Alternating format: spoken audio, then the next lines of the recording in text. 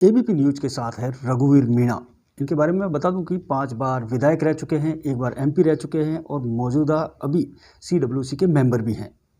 अब हम बात करेंगे जिस तरह से आज जोधपुर आए हैं, किस तरह से कांग्रेस राजस्थान में किस तरह से माहौल है, ये जो भारत जोड़ो यात्रा आ रही है इसको लेके आप क्या सोच रहे थे? भारत जोड़ो यात्रा की तैयारी राजस्थान में पूरी तरह से चल रही है। हमारी टीमें बनाई हुई हैं, 15 चेयरमैन बनाए हैं हर इवेंट के, और बहुत ज़बरदस्त तैयारी हो रही है। आने वाले समय में 5 तारीख को हमारे राहुल गांधी जी प्रवेश करेंगे राजस्थान में, तो निश्चित तौर पे जैसा मध्य प्रदेश में ज़बरदस्त स्वागत हुआ है उनका, ज़बरदस्त उनका करेज रहा है, उससे कहीं ज़्यादा राजस्थान में रहने की उम्मीद इसलिए है कि यहाँ राजस्थान में हमारी सरकार भी है, कार्यकर्ताओं में उत्साह भी ज़्यादा है। और कन्याकुमारी से जब यात्रा शुरू हुई तो अभी तक कांग्रेस शासित प्रदेश कहीं मिला नहीं, तो ये राजस्थान से प्रवेश करते हुए तो ये एकमात्र कांग्रेस का शासन है यहाँ।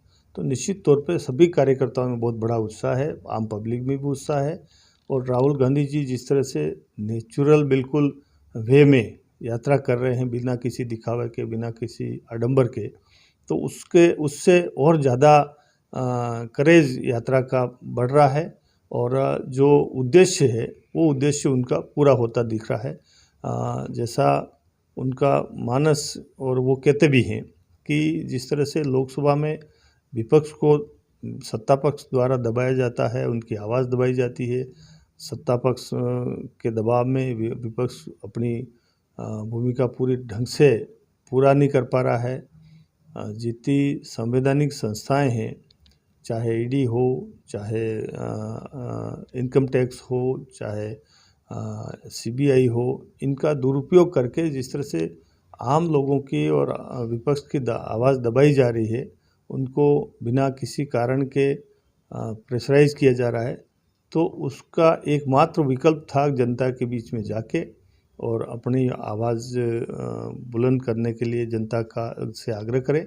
तो जनता का जिस तरह समर्थन मिल रहा है, तो निश्चित तौर पे आने वाले समय में बहुत बड़ा परिवर्तन होने की संभावना है इस देश में। सर, आपने कहा बहुत बड़ा परिवर्तन होने की संभावना है, लेकिन अभी जिस तरह से हालात है राजस्थान में, जैसे यात्रा एंटर होगी उससे पहले गुर्जर समाज ने कहा है कि हम घुसने नहीं देंगे। दूसरा, भारतीय जनता पार्टी की जन आक्रोश यात्रा भी इसके पैरेलल चल रही है। इसको किस तरह से चुनौती देख रहे हैं, किस तरह से आप करेंगे? देखो, भारतीय जनता पार्टी तो हमेशा यात्राओं पे ही जिंदा रही है। उनके कार्यक्रमों से कभी सत्ता में नहीं रही है। वो इस तरह से स्टंटबाजी करके ही लोगों का ध्यान भटका के और सत्ता हासिल करने की कोशिश भी करती है, की भी है। अब हमारा तो नेचुरली ये है कि काम के आधार पे हम और सब लोगों को साथ में रख के संविधान को सर्वोपरि मानते हुए काम करके और सत्ता में आने की कोशिश करते हैं। वो किसी भी तरह से लोगों का मन भटका के, धार्मिक भावना भड़का के और जातिवाद और इस तरह से जो हथकंडे हैं उनको अपना के और किसी भी तरह के शब्दों को तोड़ मरोड़ करके, अब जैसा अभी आपने गुजरात में देखा, खड़गे जी ने साधारण वे में बोला, जैसे बोलते हैं कि भाई नगर पालिका के चुनाव में, नगर निगम के चुनावों में, पंचायत समिति के चुनावों में, जिला परिषद के चुनावों में, विधानसभाओं में, लोकसभा में, सब जगह मोदी जी का चेहरा आगे करके और चुनाव लड़ती है भारतीय जनता पार्टी। तो मोदी जी के इतने कितने चेहरे हैं, 100 चेहरे कोई मोदी वो उनके रावण की तरह थोड़ी हैं। तो उसको भी एक स्टंट बना दिया, उसको भी एक इवेंट बना के उन्होंने पब्लिक के बीच में प्रस्तुत करने की कोशिश की है और उससे वोट में कन्वर्ट करने की कोशिश कर रहे हैं। परंतु जनता समझदार है और किसी भी तरह से अब इनके बहकाव में आने वाली नहीं है। और गुजरात में निश्चित तौर पे कांग्रेस बहुत अच्छा प्रदर्शन करने जा रही है और आने वाले 5 तारीख को, जो 1 तारीख और 5 तारीख 2 दिन जो वोट कास्टिंग है 2 फेस में, तो उसका अच्छा नतीजा आएगा। सर, अब एक और सवाल, आप सीडब्ल्यूसी के मेंबर रहे हुए हैं, तीसरी बार हैं। इस बार जो चुनावी साल है, इस बार क्या नया फॉर्मूला आएगा कैंडिडेट को लेके, क्या कुछ रहेगा? देखो, जहाँ सत्ता होती है वहाँ व्यक्तियों के भी एंटी इनकमेंसी होती है, सरकार की भी होती है।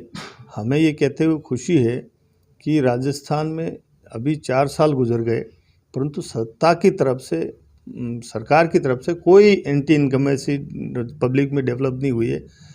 कहीं एमएलएज का अगर देखें रिकॉर्ड तो कहीं न कहीं, अब सबका तो नहीं कह सकते हैं, पर कहीं कहीं ऐसा हुआ होगा कि भाई जिससे जनता नाराज़ हुई होगी उनके व्यवहार से या किस काम से, तो निश्चित तौर पे ऐसे व्यक्तियों के बारे में विचार किया जाएगा और कुछ नए चेहरे अगर अच्छे होंगे, जिताऊ होंगे तो उन पर निश्चित तौर पे ध्यान दिया जाएगा। सर एक सवाल और, आप उदयपुर से हैं, उदयपुर वाटी से जिस तरह से राजेंद्र गुड़ा हैं, ठीक, वो राजेंद्र गुड़ा भी लगातार बयानबाजी करते हैं और इस बयानबाजी को लेके आप क्या सोच रहे हैं? देखो, मैं उदयपुर राणा जी का उदयपुर हूँ और वो उदयपुर वाटी के हैं।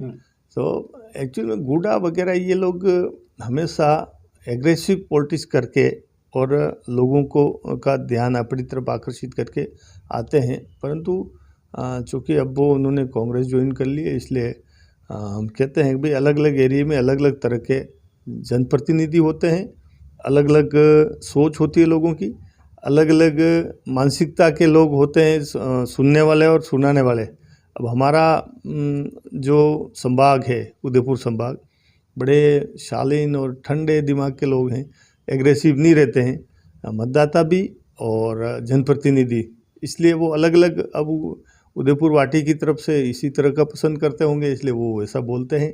परंतु मैं समझता हूँ कि जनता जिसको जैसा पसंद करे वैसा। ये चुनावी साल है, इस बार किस तरह से लग रहा है कांग्रेस मॉलवेल सब कुछ सही है या कोई दो पार्टों में बटा हुआ है सब कुछ? कल ही हमारी जयपुर में मीटिंग थी, केसी वेणुगोपाल जी आए थे, उन्होंने मीटिंग दी थी तैयारियों को लेके। तो उसमें हमारे मुख्यमंत्री अशोक गहलोत जी भी थे, सचिन पायलट जी भी थे और हम सब लोग थे। तो उन्होंने जिस तरह से प्रदर्शन किया है, तो निश्चित तौर पे तैयारी को लेके ही बात चली और किसी भी तरह से मन में जो बातें थी उन बातों को निकाल दिया गया है। अब मिल के काम करेंगे और कोशिश ये रहेगी कि सत्ता में वापस कैसे आ सकते हैं, उसके लिए सब मिल के प्रयास करेंगे। इस दौरान कोई गतिरोध भी हुआ वहाँ पे कि किसी ने अपने मन की बात करने की बात कही हो मीटिंग में केसी वेणुगोपाल के साथ में, या आपने कोई जो विरोधाभास की बात कही हो, इसको लेके भी कुछ हुआ होगा?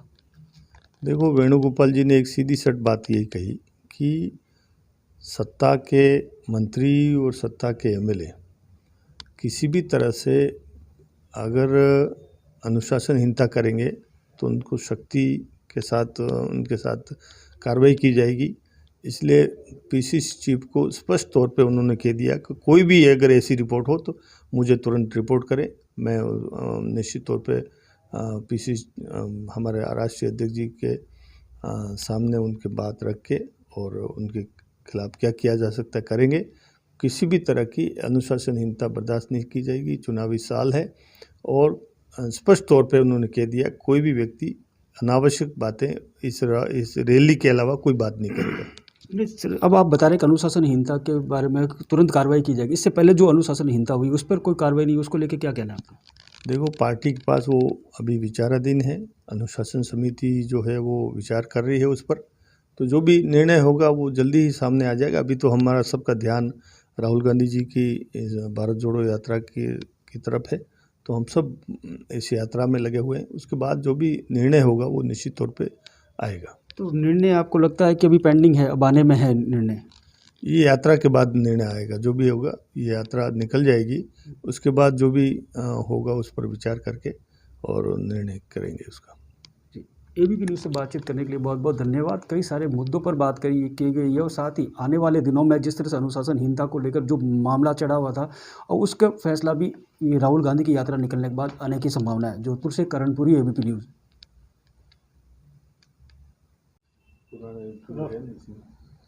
राजस्थान में अब क्या बयानवीरों के बयान थमेंगे, इसको लेके हम बात करेंगे कि जिस तरह से खास तौर से जो अभी जो बवाल मचा था सियासी धमाचार, इसको लेके कई तरह के बयान आ रहे थे, ये जो कुछ नेता दे रहे थे, इनको लेके क्या कैसे थमेगा, ये क्यों देते हैं ऐसा? देखो, राजनीतिक में धैर्य बहुत बड़ी चीज़ होती है। कोई व्यक्ति पार्टी से अपने आप को पार्टी से बड़ा समझ लेता है ना, वहाँ ये सब गड़बड़ हो जाता है। अभी जितने चाहे एमएलए कहीं बोल रहे हैं, चाहे मंत्री बोल रहे हैं, वो मीडिया में बने रहने के लिए, अपनी टीआरपी बढ़ाने के लिए ये करते हैं, मैं तो ये मानता हूँ। वरना इतनी अनुशासनहीनता कोई करता नहीं है, और अनुशासनहीनता करना ही पार्टी विरोधी काम होता है। इसलिए मैं नहीं समझता हूँ कि ऐसा करना चाहिए। सर एक सवाल और, जिस तरह से कि सचिन पायलट और गहलोत वर्सेज बताया जाता है, राजस्थान में ऐसे कोई दूसरे कद्दावर नेता नहीं है जो इस तरह का दावा कर सके, ऐसा क्यों किया जा रहा है? और जिस तरह से अभी आपसे मेरी बात हुई थी कि आपने काफ़ी चुनाव लड़े हैं, तो इसको लेके आप किस तरह से देख रहे हैं? क्या सचिन पायलट ने उस दौरान 2020 में गद्दारी की थी क्या? देखो, मैंने पहले ही कहा कि धैर्य सबसे बड़ी चीज़ होती है। राजनीति में जो धैर्यवान व्यक्ति होता है वो अपने आप ही पाता रहता है। आज आपने मेरे बारे में जो कहा, निश्चित तौर पे मैं ये बात कहते हुए संतुष्ट हूँ कि सन 88 में मैं सरपंच बन गया था। 93 में मेरे को पार्टी का टिकट मिल गया एमएलए का। 4 चुनाव में 2008 तक कंटिन्यू जीतता रहा। फिर मैं सिटिंग एमएलए था, मुझे पार्लियामेंट का चुनाव लड़ाया, वो जीता। फिर मेरी वाइफ को बाई इलेक्शन में टिकट दे दिया, वो जीता।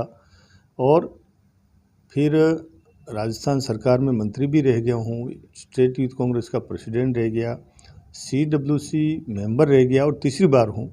तो निश्चित तौर पे मेरे मन में बिल्कुल संतुष्टि है।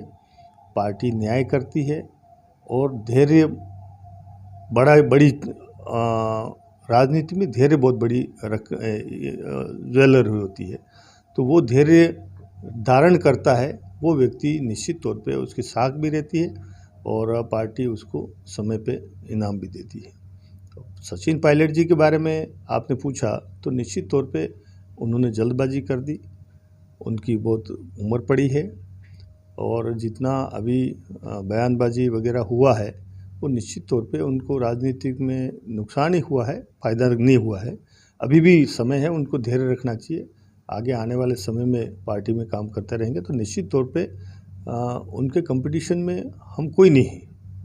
अगर वो अपने काम करते रहेंगे तो निश्चित तौर पे वो पाएंगे और पार्टी में विश्वास जगाएंगे तो निश्चित तौर पे उनके प्रति पार्टी सहानुभूति रखेगी और आगे आने वाले समय में अवसर मिलेगा। तो निश्चित तौर पे उनको धैर्य रखना चाहिए, मेरा ऐसा मानना है। सर आपने कहा धैर्य रखना चाहिए। अब एक छोटा सा सवाल, किसी वेणुगोपाल जी यहाँ पे पहुँचे थे, अब मीटिंग हुई, कौन सा फॉर्मूला हुआ जो सब कुछ संतुष्ट हो गया, बिना कुछ लिए भी सब कुछ ऑल वेल हो गया? उन्होंने एक ही शर्त रखी कि पार्टी बड़ी या व्यक्ति बड़ा, तो सबने स्वीकार किया पार्टी बड़ी। तो पार्टी बड़ी है तो सब पार्टी के लिए काम करिए, पार्टी अपने आप न्याय करेगी, पार्टी अपने आप इनाम देगी, पार्टी का अनुशासन जो तोड़ेगा उसके खिलाफ सख्ती से कार्रवाई की जाएगी। ये उन्होंने सीधी तौर पे रखा और सबने स्वीकार किया, सबने एकता दिखाई है। आने वाले समय में जो राहुल गांधी जी की भारत जोड़ो यात्रा है उसको ज़बरदस्त सफलता मिलेगी और सब एक होकर काम करेंगे। नहीं, जिस तरह से अभी आपने कहा था कि उनको धैर्य रखना चाहिए सचिन पायलट को, तो 2020 में जो हुआ था उसको आप किस तरह से देख रहे हैं? उन्होंने सरकार गिराने के लिए किया था या जिसको क्या कुछ नुकसान हुआ, इसको क्या मानते हो आप?